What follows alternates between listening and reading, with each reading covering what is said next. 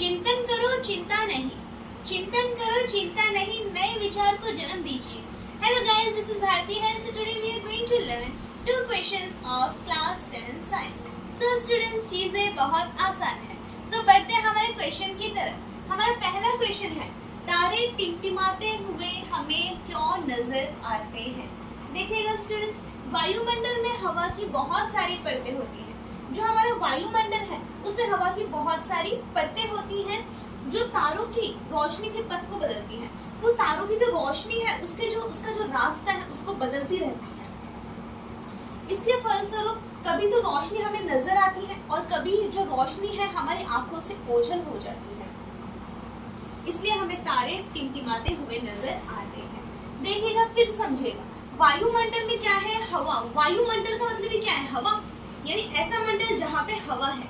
वायुमंडल में हवा की बहुत सारी परतें होती हैं और ये क्या करती है, तारों की जो रोशनी है उसके रास्ते को ये जो परतें हैं वो बदलती रहती है। इस फलस्वरूप कभी तो हमें तारे टिमटिमाते ओझल हो जाते हैं, कभी हमारे आंखों से, और कभी नजर आते हैं।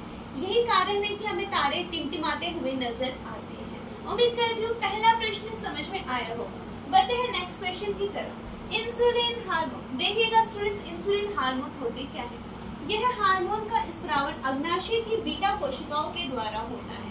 अगर आपको पूछा जाए इंसुलिन हार्मोन का स्रावन कहाँ से होता है, तो आप बोलोगे अग्नाशय। अग्नाशय से यानी पैंक्रियास से इंसुलिन हार्मोन का स्रावन होता है। और पैंक्रियास की भी बीटा कोशिका होती है, बीटा सेल्स होती है, वहां से इंसुलिन हार्मोन का स्रावन होता है। अब इसका काम क्या होता है? यह हार्मोन ग्लूकोज की मात्रा को सामान्य बनाए रखता है। यानी ये जो हार्मोन है, ये जो हमारे बॉडी में ग्लूकोज लेवल बढ़ जाता है, डायबिटीज बढ़ जाती है, इसकी मात्रा को सामान्य बनाए रखता है।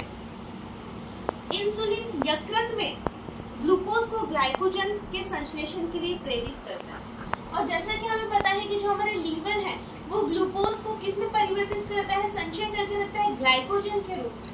सो ये हार्मोन भी क्या करता है? यकृत में ग्लूकोज को ग्लाइकोजन के, जो ग्लूकोज है यकृत में, उसे ग्लाइकोजन के संश्लेषण के लिए प्रेरित करता है। सो स्टूडेंट्स, ये दो क्वेश्चंस आपको अच्छे से याद कर लेने हैं। इनमें से बहुत सारे, दो प्रश्न में से एक प्रश्न आपको एग्जाम में जरूर देखने को मिलेगा। सो आज के लिए बस इतना ही, फिर मिलते हैं नेक्स्ट क्लास में।